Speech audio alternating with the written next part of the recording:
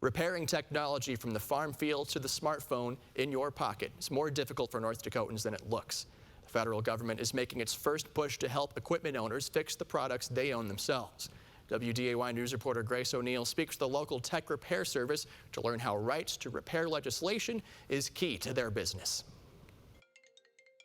You break it, you buy another one. It's a cycle Mark Schlossman, lead technician at iCare in Fargo, is trying to break. It's really good for the environment. But tech companies make that difficult, sometimes impossible. You can actually tell when a part has been changed out, and the phone recognizes it, and then it makes it undetectable or unrepairable. And it isn't just electronics. Schlossman's stepfather is a farmer. A farmer would want to be able to fix his own equipment, but now they have to hire someone with a computer to program the part to the tractor. Right to repair legislation would require manufacturers to provide parts and information for owners and third-party companies to fix broken products independently, something Schlossman says his industry needs. So it scares me. I worry about losing my job. I worked really hard to get in the place I'm at right now, and I've been able to repair everything like drones, computers, laptops, you name it, I repair it. To help the phone in everyone's hand last a little longer.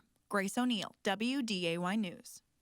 The North Dakota House of Representatives failed to pass a similar bill at the state level in 2019.